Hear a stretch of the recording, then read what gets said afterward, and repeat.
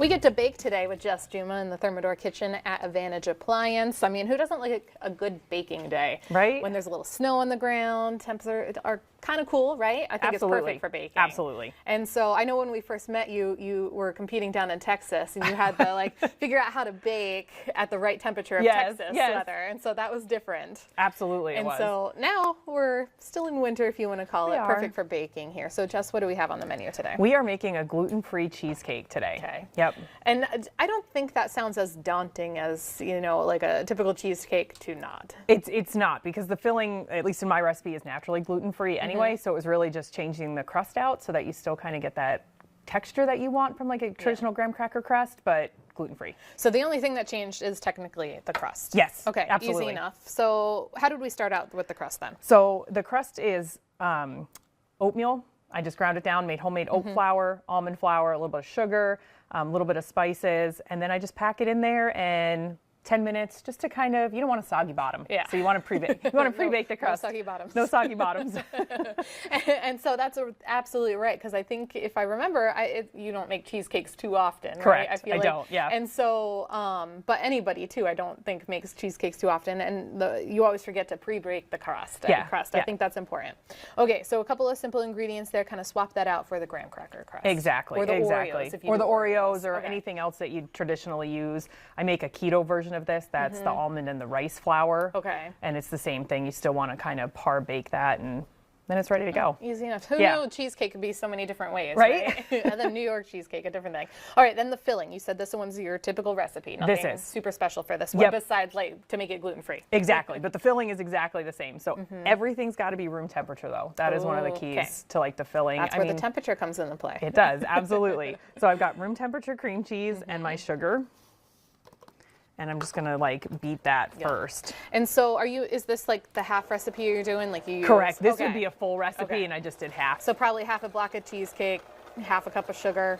Yeah, well, this is a full block of cream cheese. Oh, okay. Yep. And then it's 100 grams of sugar. I honestly, it's about a half cup. That's the way Baker measures, right? Yeah, it is. And so you're just going to get the right texture on that, as baking consists of. Exactly. We just want it to kind of come together. We want it to be smooth. Otherwise you taste the granules and it kind of gets gritty, and we don't want that. So is it just for room temperature purposes, do you just want it so it's easy to mix, or does it bake easier then? It actually, you want it, I mean, it does mix a lot easier for sure. But what you really want is the fats to all emulsify. In order to get your fats and your sugars to all cream together, it's easier if they're all at the same temperature. Okay, okay. Now sometimes you put an egg in there too, right? We're getting there, yep, okay, for sure. We are going to get an egg in there, yep. Because that lightens it up, I think. Exactly, exactly. I mean, you can omit the egg and you're probably going to have a no-bake cheesecake. It's going to be a different texture. You'll want to add something else to it, but... Oh, is that the difference, huh? Yeah. Or somewhat. Okay. Yeah, so for my no-bake cheesecake, I take out the egg and I add heavy whipping cream. Because that adds the lightness that you're still looking for. Do you have to add a gelatin then to make sure the whipped cream doesn't... I don't. Okay. I don't. Nope. Because you know homemade whipped cream, how that kind of melts a little bit, and you're like, why did I make that? You can totally use stabilized whipped cream, which has like the gelatin in it, but I don't. I think a lot of people use Cool Whip. I'm not. I'm all about like bring on the real cream. That makes a huge difference. Absolutely. What are we putting in now? So this is my vanilla extract. Okay. Which I do make myself as well, because that's kind of one of it's super easy and it just tastes so much better. Yep. And then just a little bit of sour cream. Okay. So this is more of your classic, like, denser New York style cheesecake.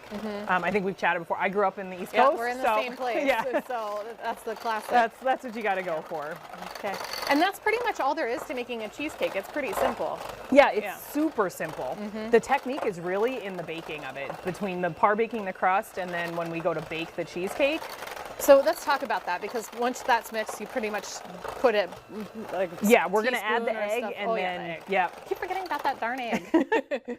But you know how sometimes you do, what do you call it? I don't want to say it's a water bath. It is a water bath. You do that. Yes, okay. I do that. So at home I have a pan that's just a little bit bigger and not quite as high as my muffin tin if I'm making the mini ones, or just a bigger roasting pan if I'm making like a full cheesecake. And you want that water like at least 2/3 of the way up of the pan when you go to put it in, and I put hot water in. You want it to be already boiling. Yeah. So I am going to add our egg.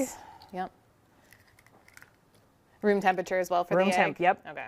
anything that would come out of your fridge is going to be room temp. Okay. 2 minutes here, chef. And this is where you really want to barely mix it.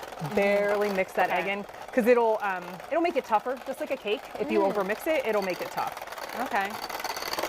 That's probably the most common problem then that a baker has, overmixing. Overmixing, I think so. Yep, because you can overmix anything that has, whoa. Oh, it's okay. I'm getting all crazy. Baking's messing. You should see my kitchen. I bet. Flour galore, right? Yep. And speaking of that, you are going to be doing a lot of baking here slowly for Easter. What's going on for Easter? So I have hot cross buns, which I only make once a year, and those are just kind of a traditional Good Friday type dessert.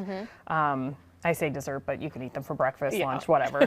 And then an Easter variety box that's going to have some cookies, some mini hot cross buns, some blondies in it, a whole bunch of little fun Easter stuff. Very nice. Yeah. Pre-orders? Yep, pre-ordered before the 11th, because I'm going to have pickup on the 17th.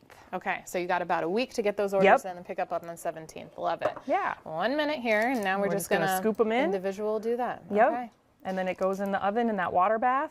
And you did use muffin tins. I did. I like the individual ones. I think they're just easier. They're a little bit, grab and go. For cleanup too. Yeah, absolutely. Yeah. All right, and we preheat the oven with our oven with the water bath. Yep, you can either preheat the water or just use boiling water when you go to add it in. Okay. Yep. Okay, easy enough. And then what do we set our oven to and all that, and how much time roughly? So I set it to 325 for the kinda minis. low. It's about 20 minutes, and then I leave it sit in the oven with the door closed when I turn the oven off for at least another 20 minutes, and it lets it set up, and that way it doesn't crack. Okay. Yeah, these are beautiful. I'm going to try one if you don't mind. Absolutely. Go ahead. No cracking. That's the part that makes the difference. And I love too, it didn't fall apart when you take away the muffin. All right, Jess, where can we find more information on pre-orders and everything about you? So on my Facebook page, Jes Juma's Breads and Bakes, all the information's on there to order anything. I'm a sucker for a good cheesecake. And once you have one, you have to keep eating it. Absolutely. Thank you, Jess. We appreciate it. We're going to return to more North Dakota today to wrap